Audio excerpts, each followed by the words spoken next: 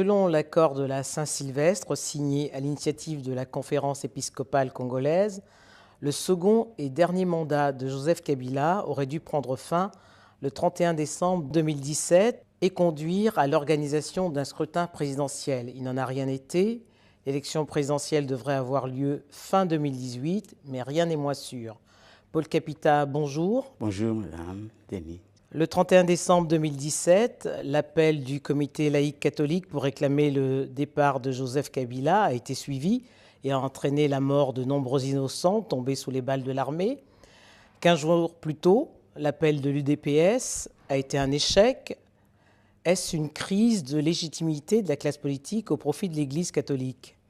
Effectivement, c'est une crise de la classe politique au profit de l'Église catholique dont l'action a un impact avéré au pays de tout le temps. Pourquoi crise ? Aujourd'hui, qui fait la politique au Congo ? Prenons ceux qui se disent opposants. Je n'en vois pas 4, en dehors peut-être de Martin Fayoulou, Mathieu Kalele, le professeur. Je m'arrête à ces deux-là. Parce que les autres, je me demande d'abord si ils ont un idéal, s'ils ont un projet, s'ils sont entendus, s'ils ont des répondants dans notre population. Parce que ce qui m'étonne, c'est que le pays est occupé.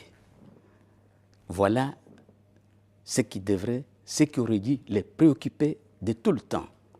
Le pays étant occupé. Occupé par qui ? Occupé par les Rwandais. Et avec l'aval de certains grands de ce monde, on n'ose pas le dire. Et pourquoi on ne peut pas le dire tout haut, l'annoncer au peuple qui souffre 17 ans durant? Le Congo est un enfer. Paul Capita, cette répression du 31 décembre 2017 en rappelle une autre, c'est celle de février 1992, lorsque Mobutu s'opposait à la réouverture de la conférence nationale. Et c'était déjà Monseigneur Moussingo qui dirigeait la conférence nationale. Et on se souvient des propos qu'il avait tenus. Le sang des innocents ne coulera pas inutilement. L'Église est-elle aujourd'hui le seul recours des Congolais pour défier le pouvoir politique ? Il n'y a pas de comparaison possible entre ce qui s'était passé le 16 février 1992 avec ce qui vient de se passer le 31 décembre. En ce sens que, en février 1992, c'était des fils du pays qui étaient encadrés par la dictature, qui avaient causé du tort à 69 personnes. Et les victimes, c'est moi qui les avais comptées.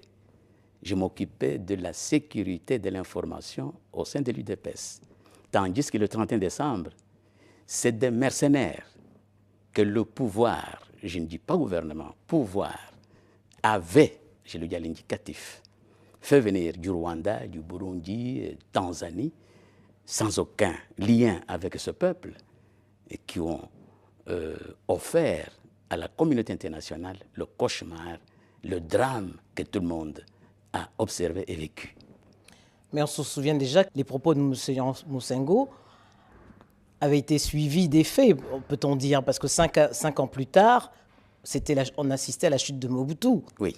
Est-ce que quand il dit les médiocres doivent partir, et ce n'est pas Kabila seul qui est visé, parce que et les députés et les sénateurs, que ce soit au niveau national ou provincial, ne sont plus légitimes depuis 2016. Ça, c'est un constat. Mais le faire dans un État, il faut être un inculte politique pour pouvoir oser.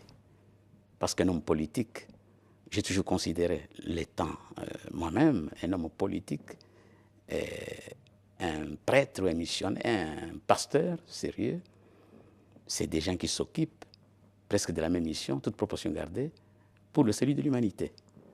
Un homme politique, c'est un modèle, mais les antivaleurs, les ériger en valeurs républicaines, ça ne peut être qu'un crime.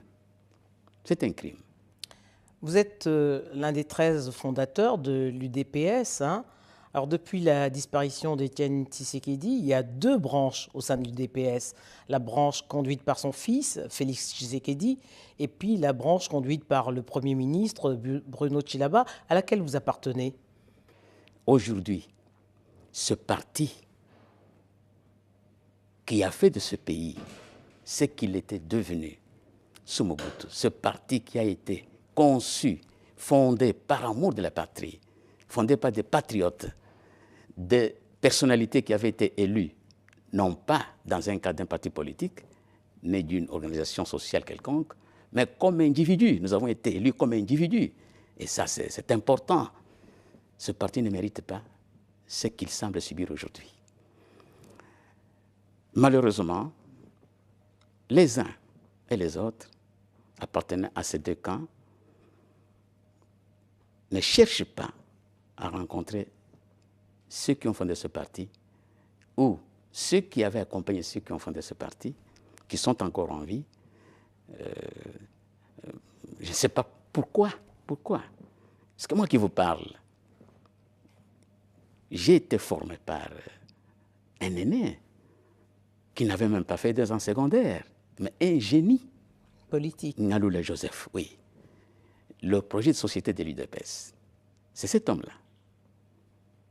Le nom de l'UDPS, nous avions tous cherché le nom, PPP comme initial, MM, mais lui il va dire, il faisait semblant de somnoler, il va dire, mes chers amis, je vous ai suivis, nous luttons pour que le social de nos concitoyens soit garanti. Nous luttons pour la démocratie. Mais songeons aux initiales qui traduisent Notre l'union, idéal. la démocratie et le progrès social. Et au départ de cette réflexion, on va trouver le nom de l'UDPS. Bref, parmi les 13, voilà le génie que nous avions. Paix à son âme. Aujourd'hui, le comportement qui s'affiche ne peut être que regrettable, mais je lance un appel en leur direction, de penser aux victimes, de penser à l'origine de ce parti, aux faits sociopolitiques qu'il avait recommandé, que de se comporter selon les humeurs du moment, ou bien que selon en politique, les intérêts. Oui, en politique, tout ce que vous posez comme acte est observé et retenu. Et surtout les mauvais actes. Alors depuis 2017, la dépouille de votre compagnon de lutte, Étienne Tshisekedi, est en Belgique. C'est contraire à la tradition bantoue. Qu'est-ce que vous proposez comme solution? Madame, je n'ai pas de solution à proposer si ce n'est condamner ceux qui occupent le pays, qui ont de la vie de l'homme une autre notion. Mais nous, les Bantous, la vie de l'être humain est sacrée.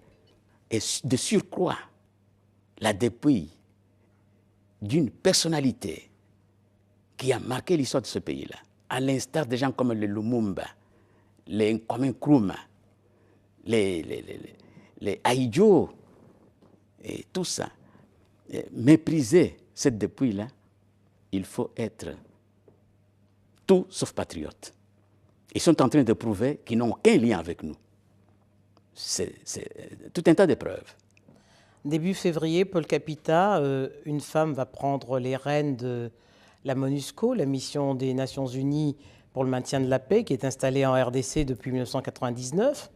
Qu'est-ce que vous attendez des Nations Unies en 2018? Face au drame que le peuple congolais souffre, je manque de mots.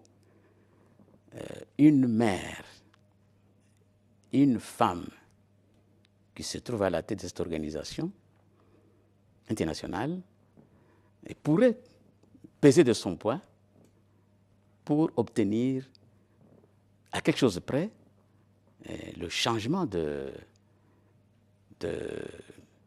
tactique en ce qui concerne le Congo. Parce que je répète, j'insiste, tel aurait pu être le discours de ceux qui se disent opposants. Le Congo est occupé. Le Congo est occupé. Il y a plus de preuves. Ce que vous appelez armée. Je viens de ce corps-là. Ce n'est pas une armée. C'est un corps de mercenaires, avec des officiers venus on ne sait d'où. Les rares Congolais dont on dit être officiers, c'est des coquilles vides. Dernier point, Paul Capita, avant de conclure cet entretien, votre souhait pour 2018, pour votre pays? Mon souhait, madame, est unique. Et c'est le souhait de tous les Congolais, toutes les filles et tous les fils du Congo. Le pays étant occupé, un dictateur, un tyran ne respecte pas un seul accord. Ce n'était pas l'histoire. Ce n'était pas l'histoire. Si l'évêque, je reviens, si les évêques ont dirigé le forum pour arriver à sortir des accords, ils l'ont fait comme prêtres, comme des pasteurs, qui ne prenaient pas plus en considération la dimension réellement politique. Ils l'ont fait croyant qu'ils le faisaient à l'intention des fidèles. Or, ils ont affaire à des mercenaires, des occupants. Ils auraient dû se servir de tout ce qui est arrivé dans l'histoire et qui a montré qu'un tyran, un dictateur, et de par le monde ne respecte pas des accords. Voilà, un tyran a les idées derrière la tête, et un tyran quitte de la manière que tous les tyrans quittent. Les accords et tout ça, ça ne portera rien. Même les élections dont on parle. Je m'étonne. Vous n'y croyez pas? Je n'y crois pas. Mais l'opposition, où ils font la politique, où ils font du spectacle. Un pays occupé n'organise pas les élections. Il y en a eu en 2006. Qui était élu? C'est Mbemba. La meilleure façon de le payer, c'est il est à la haie. En 2011, Étienne Tshisekedi était élu.